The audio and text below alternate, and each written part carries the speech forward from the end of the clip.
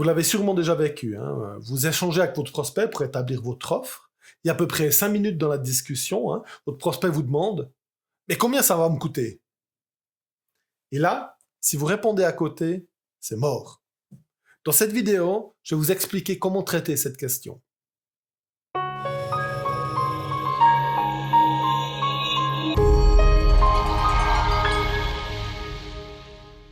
Si, tôt dans la discussion, le prospect vous demande combien cela coûte, en fait, il veut rapidement savoir s'il peut se le permettre et si cela rentre dans son budget.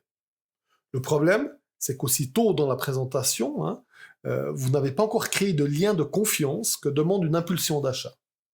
Rappelez-vous, une décision d'achat est en premier lieu un acte émotionnel et uniquement dans un deuxième temps un acte rationnel. Et créer une relation en créant de l'émotion et un lien de confiance demande du temps. Si, à ce moment, vous articulez un prix, il y a de très fortes chances que c'est perdu. Car tout de suite, le prospect ne vous écoute plus.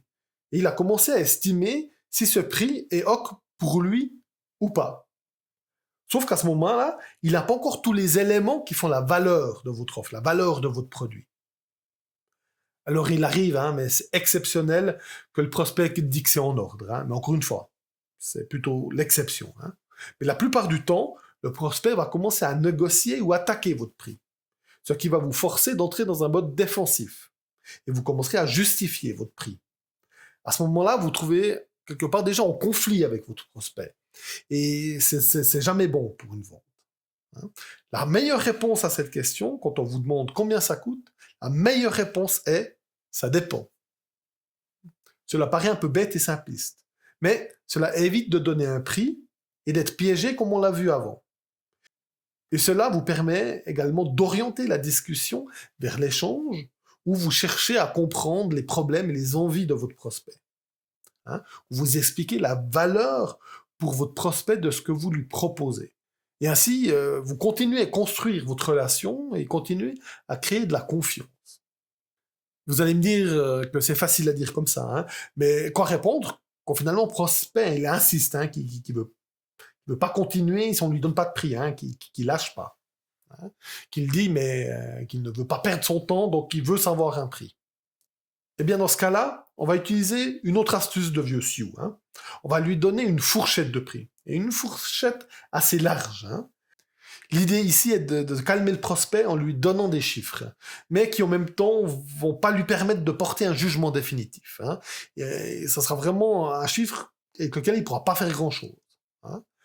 Et à ce moment, il faut se retenir d'expliquer ou de défendre sa fourchette. C'est un peu le réflexe qu'on a. En fait, c'est même une opportunité pour poser la question au client si cela rentre dans son budget, ou mieux encore, quel est son budget. Et ensuite, vous pouvez affirmer qu'il faut continuer la discussion pour affiner finalement le prix. Et à ce moment-là, vous orientez la discussion sur les différents éléments que vous avez à voir avec lui et continuez à lui présenter de quelle manière vous pouvez l'aider à résoudre ses problèmes ou combler ses envies. Un acte de vente, c'est créer une relation, et cela demande du temps. C'est un peu pareil quand on essaye de séduire un ou une partenaire. Même si on a envie de passer la vie ensemble, on ne demande pas l'autre en mariage au beau milieu du premier rendez-vous. C'est trop tôt. Eh bien, la vente, c'est pareil. Il faut du temps pour créer la relation. Mais une fois que la relation est établie, il est important de demander de faire le deal. Au final, même si cela semble impressionnant, il faut faire sa demande en mariage. Si vous désirez d'autres astuces de vente ou de marketing, abonnez-vous à notre chaîne YouTube. Cliquez sur le pouce levé pour dire que vous avez aimé la vidéo, cliquez sur le bouton rouge s'abonner pour vous abonner à la chaîne YouTube et cliquez sur la cloche pour rater aucune nouvelle vidéo. Bonne journée.